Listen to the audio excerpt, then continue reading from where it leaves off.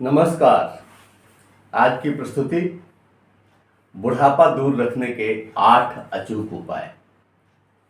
हर कोई चाहता है कि हम जब तक जिएं क्रियाशील रहें, लेकिन केवल सोचने से काम नहीं चलता, उसके लिए कुछ करना होता है।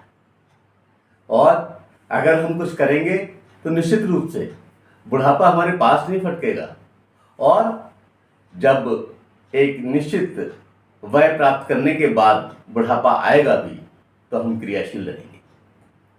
बचपन, जवानी और बुढ़ापे का एक क्रम है, और ये क्रम में ही आता है, लेकिन हमारी जीवन शैली बुढ़ापे को शीघ्र निमंत्रण दे हमें निष्क्रिय कर रही है। जबकि थोड़ा सा सचेत रहकर भी हम बुढ़ापे को पीछे धकेल सकते हैं, बल्कि बुढ़ापे में भी जवानों जैसे सक्रिय रह सकते हैं। आइए इसके कारण और निवारण पर विचार करें। सब कुछ हमारे शरीर में है, सारे साधन हमारे पास हैं, और ऐसी स्थिति में हमें कतई चिंता करने की आवश्यकता नहीं है।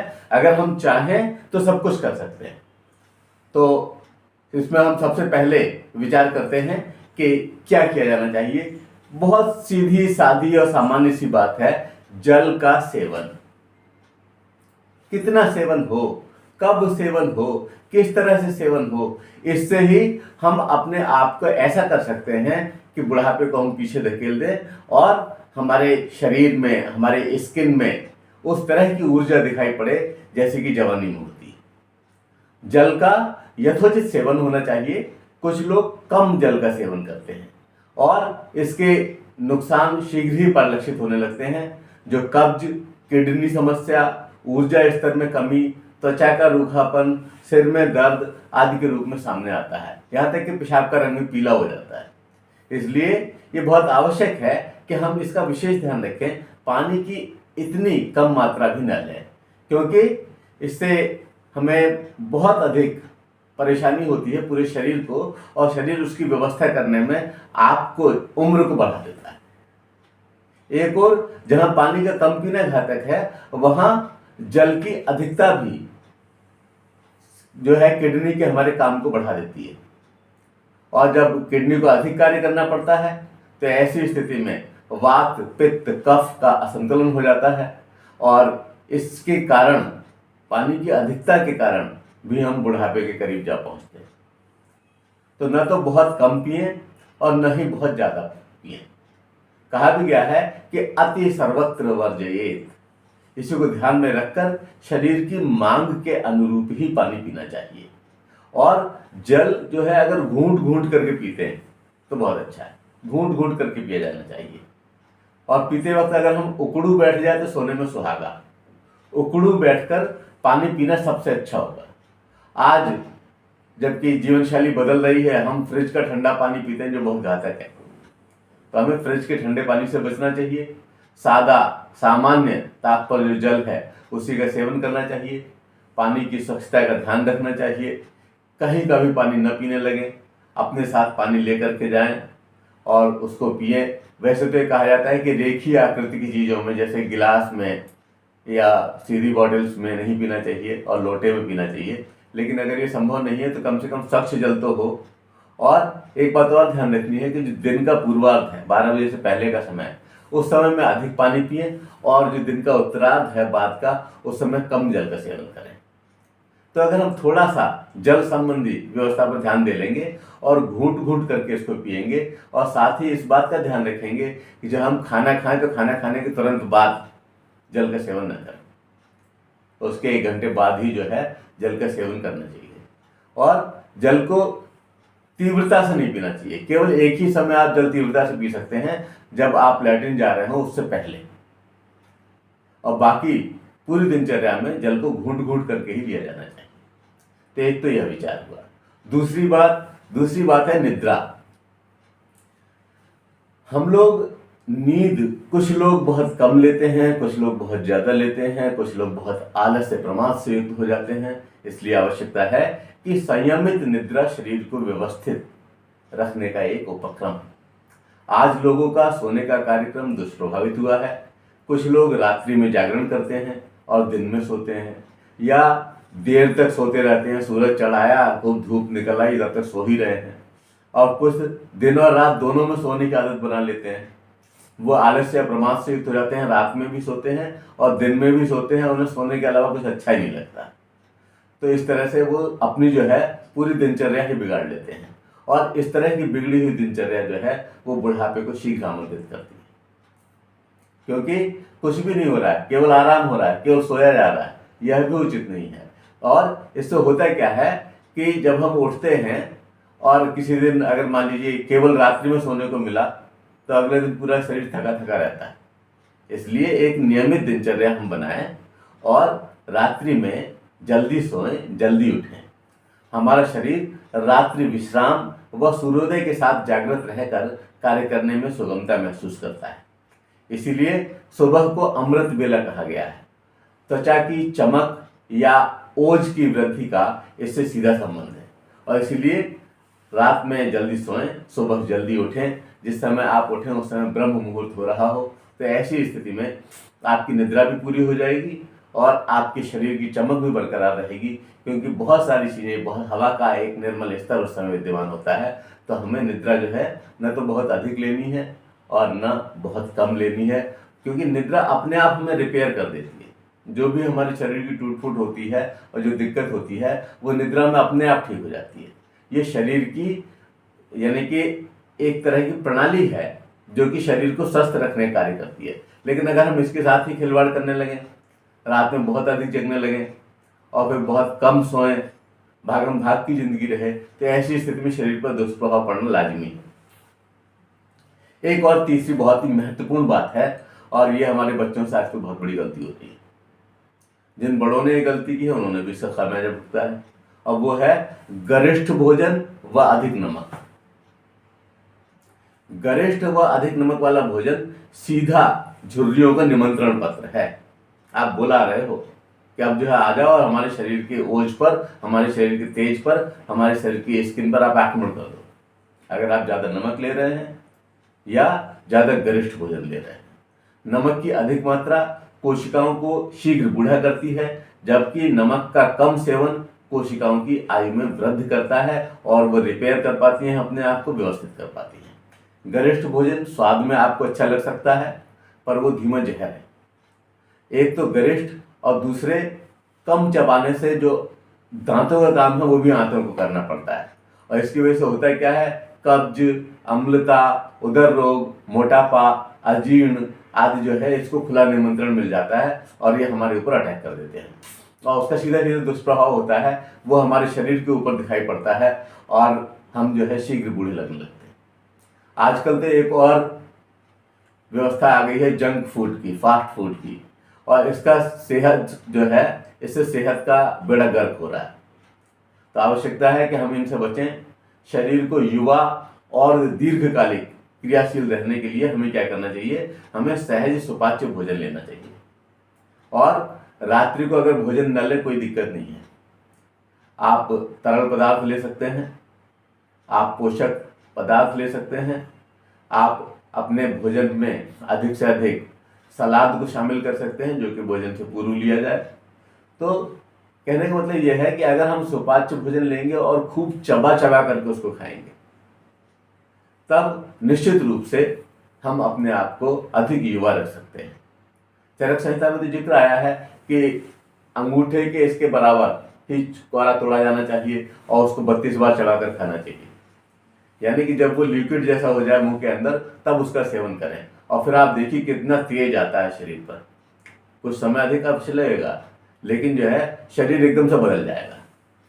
अब एक और बहुत ही महत्वपूर्ण बात है जिससे लोग दामन चढ़ाते हैं, पीछा छुड़ाते हैं, वह है व्यायाम। व्यायाम, प्राणायाम, योगासन, खेलकूद, दंगल, दौड़ आदि वह साधन है जिससे शरीर मानसिक रूप से अधिक युवा महसूस करता है। ब्रह्म मुहूर्त की जादुई हवा तन मन को स्फूर्तिवान रखती है और इसका अभाव हमें तेजी से बुढ़ापे की ओर बढ़ाता है। पहले तो खेल ही सारे इस तरह के थे, उसमें बहुत भागदौड़ हो जाया करती थी, लेकिन आज के बच्चे मोबाइल पर गेम खेल रहे हैं। आज के बच्चे हमने छुपा करके बिठा रखे हैं इसी कमरों में। तो ऐसी स्थिति में उनकी रोग प्रतिरोधक शक्ति का नुकसान हो रहा है। आवश्यकता इस बात की है कि अगर वो कुछ नहीं कर सकते तो व्यायाम, प्राणायाम, योगासन वगैरह तो कर ही सकते हैं, और ये हमारी दिनचर्या में शामिल हो। इससे जो है हम अधिक समय तक क्रियाशील और युवा रह सकते हैं।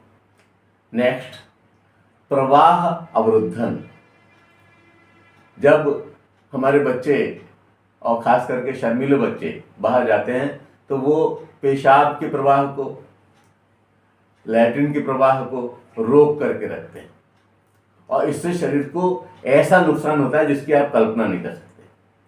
तो इस तरह की किसी प्रवाह को रोक करके रखना उचित नहीं है। हमें मल मूत्र के आवेग को बलपूर्वक नहीं रोकना चाहिए। शरीर पर अनावश्यक दबाव रखना उचित नहीं। छींक आदि के समय भी हमें सामान्य ही रहना चाहिए। प्राकृतिक आवेग को रोकने से किडनी व आंतों पर अनावश्यक दबाव पड़ता है और संपूर्ण शरीर इस व्याधि के नुकसान को झेलता है। तो हमारे शरीर को इस तरह का नुकसान न हो और हम सचेत रह सकें और हम अनावश्यक इस दबाव से अपने आप को बचाएं, इसके लिए आवश्यक है कि हम सुबह उठ करके अपनी दैनिक क्रियाओं से निवृत्त हों और एक व्यवस्थित क्रम हो हमारा, तो सब कुछ अपने आप व्यवस्था में आ जाएगा और निश्चित रूप से हम अधिक ऊर्जस्वी रह सकेंगे, हम अधिक ओजस्वी रह सकेंगे, हम अधिक तेज से युक्त रह सकेंगे। एक और कारण है, वो है नशा। ये जानबूझ करके आत्मघाती प्रयास है हमारे माध्यम से। हम सब जानते हैं कि इससे नुकसान होता है, लेकिन फिर भी हम आत्मघात करते हैं। अपने आप को नुकसान पहुंचाने के लिए ये हम लेते हैं। हमें नहीं पता क्या ये हम ले रहे हैं, हम इसको खा रहे हैं या वो हमको खा रहा है। अगर सही से विचार करेंगे तो आप पाएंगे कि वही हम खा रहा है। सबको पता है होश में रहना परम आवश्यक है, लेकिन होश खोने वालों की कतार भी छोटी नहीं। पता नहीं क्यों लोग नशा करते हैं। वो अपनी जिंदगी को छोटा और रोगग्रस्त कर लेते हैं और जवानी में बुढ़ापे के शिकार हो जाते हैं। हमारा सारा चयापचय बिगड़ जाता है, सारा प्रतिरक्षा तंत्र ध्वस्त हो जाता है। अपने साथ परिवार को गर्त में जाता देखकर नशेड़ी अवसादग्रस्त हो जाता है और मस्तिष्क की सोचने समझने की शक्ति खो करके तेजी से बुढ़ापे की ओर अग्रसर हो जाता है। इसीलिए प्रारंभ से ही सचेत रहें। किसी के नशा करने के आमंत्रण को सिरे से ठुकरा दें, नहीं तो वही बात हो जाएगी कि मौत आई तो नहीं लेकिन घर देख गई। चिंता, परेशानी, समस्या प्रत्येक के जीवन में आती है और सम्यक विमर्श करें, सम्यक विचार विमर्श करें, स्वास्थ्यवर्धक चीजों का सेवन करें, सत्संग करें, कुसंग से बचें। नशा किसी भी रूप में शरीर में प्रवेश न करें। हमारा शरीर खुद को इतना व्यवस्थित रखने का प्रयास करता है और इस प्रयास में ये नशा बहुत बड़ी बाधा बनता है। श्रीमद् भगवद गीता के 6 अध्याय में कहा गया कि युक्ताहार विहारस्य युक्त चेष्टस्य कर्मसु युक्त स्वप्नावबोधस्य योगो भवति दुःखः। तो इसकी पहली पंक्ति का भी अगर हम आचरण कर लें कि हमें युक्त आहार विहार रखना है, तो निश्चित रूप से हम अपने जीवन की ओर लौटेंगे, हम युवावस्था की ओर लौटेंगे, हम सशक्त होंगे, हम ऊर्जस्वी होंगे और हम व्यवस्थित जीवन जी पाएंगे। अगली बात है कि प्रदूषण। आज की जिंदगी को प्रदूषण बहुत बड़ा नुकसान पहुंचा रहा है और इस नुकसान से बचने के लिए हमें बहुत ही चेतनापूर्वक प्रयास करने होंगे। कभी हमें ग्रुप बना करके विरोध करना होगा कुछ चीजों का, और ऐसा नहीं है कि हम इसे रोक नहीं सकते। हमने सारी व्यवस्थाएं बनाई हुई है, इसको रोका जा सकता है। पानी को स्वच्छ किया जा सकता है, हवा को स्वच्छ किया जा सकता है। आप देखिए कोरोना काल में सब कुछ कितना स्वच्छ हो गया था। तो हम अगर जानबूझ करके ही इसको स्वच्छ रखने का प्रयास करें तो संपूर्ण मानवता के साथ हम एक बहुत बड़ा अच्छा कार्य कर सकते हैं। जल, वायु, ध्वनि के अलावा तमाम अन्य प्रदूषण मानव के जीवन को शीघ्र बुढ़ापे की ओर खींचकर खत्म कर रहे हैं, जबकि इन पर अंकुश लगाना, परिशोधन करना हमको आता है, और आता है तब भी फिर हम नहीं कर रहे हैं। मास्क का प्रयोग कोरोना ने हमें सिखा दिया। जो दोपहिया वाहन चलाते हैं लोग, वो लोग अगर मास्क का सेवन करते हैं तो ये समझिए कि वो हेलमेट जितना ही आवश्यक है। प्रदूषण से बचने की यथाशक्ति प्रयास हमें दीर्घकालिक युवा बनाए रख सकते हैं। निर्मल जल, निर्मल वायु, निर्मल आकाश अपरिहार्य है। किसी ने ठीक ही कहा है कि हम ही गर्क करते हैं जब अपना बेड़ा, तो बतलाओ फिर ना खुदा क्या करेंगे। और जिन्हें दर्द गम से ही फुर्सत नहीं है, वो दर्द वतन की दवा क्या करेंगे। तो हमें सचेत रहना चाहिए, भरसक प्रयास करना चाहिए कि हम इस तरह के प्रदूषण से अपने आप को बचा सकें, और अगर इस तरह की स्थिति है तो हम उससे दूर रहें। जिन लोगों को एलर्जी है उन्हें तो बहुत ज़्यादा बच के रहना चाहिए।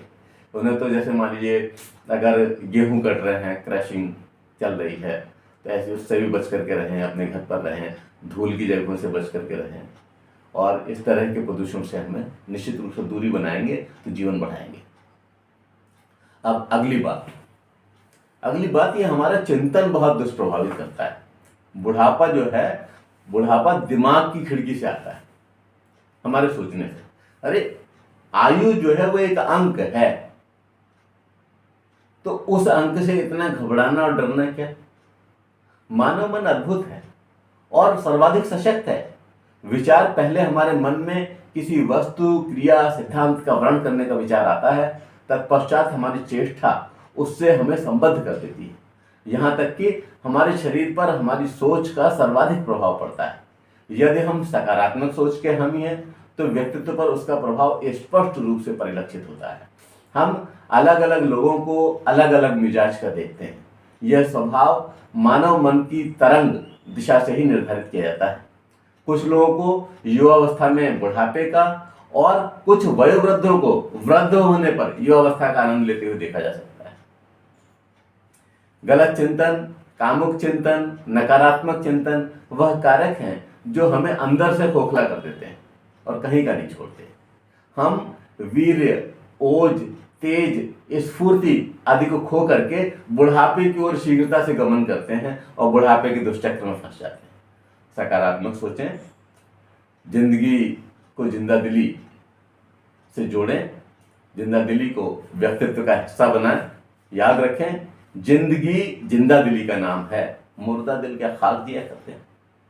तो अगर हम इन उपायों को अपनाएंगे तो निश्चित रूप से चिरकालिक युवा बनने की ओर बढ़ेंगे। और याद रखिए कि जीवन की अवस्थाएं हैं वो आएंगी, लेकिन उन अवस्थाओं में अगर हम क्रियाशील रहते हैं तो ये एक बहुत बड़ा उपलब्धि है, और इसके लिए हमें निरंतर प्रयास करना ही चाहिए। मुझे लगता है कि आपको अच्छा लगा होगा। आप इसे चैनल को सब्सक्राइब कीजिए, दूसरों के साथ शेयर कीजिए, दूसरों को भी अधिक समय तक युवा रहने के अवसर प्रदान कीजिए। निश्चित रूप से दूसरों की खुशी में आपकी खुशी होगी और आप अधिक समय तक युवा रह पाएंगे। बहुत बहुत धन्यवाद। जय हिंद, जय भारत।